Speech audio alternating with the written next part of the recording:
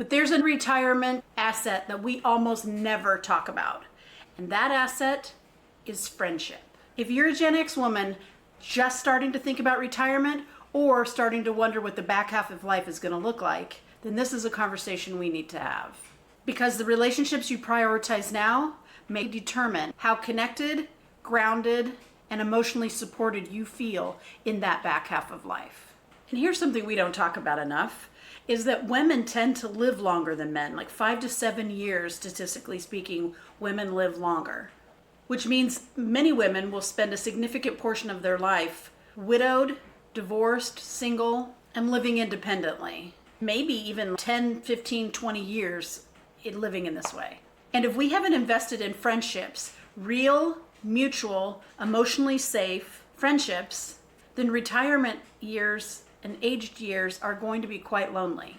I thought this was super interesting. Women's bodies are especially receptive to oxytocin. Those of you who've had babies know that oxytocin is the bonding hormone. It can also be released through meaningful conversation, shared emotional experiences, laughter, and physical presence, even if you're just sitting next to each other. Oxytocin does some powerful things. It lowers the stress hormone, cortisol, calms the nervous system, reduces anxiety, supports immune health, and improves emotional regulation.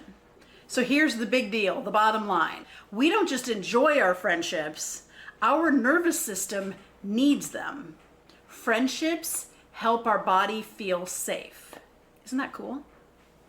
I'm embarrassed to mention this right now, but I was raised, and maybe you were too, to value male friendships over female friendships. I think it's just the thing that I know for sure my grandma said, and my mom got that message. We valued those in a way that right now makes me cringe. It's not that guys aren't great. I love my guy friends, love them.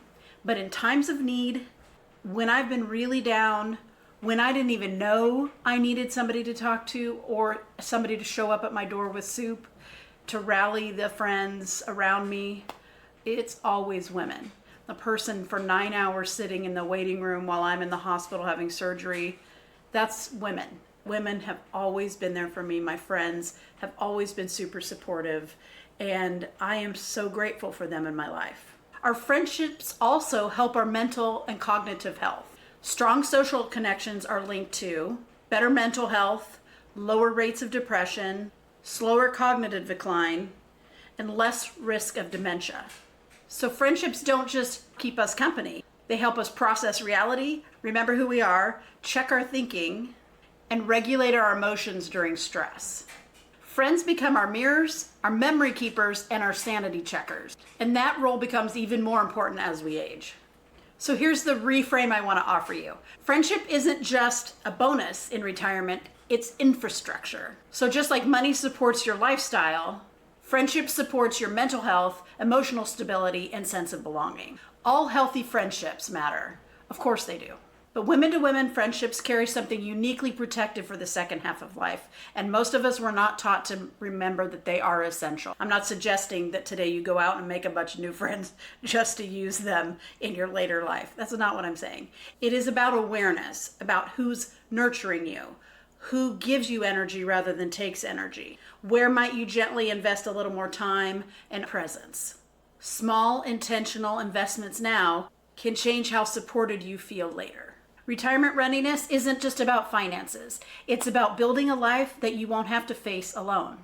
Together, we're building a life we love. I'm GenX Missy, reminding you that if you start now, we can retire happy.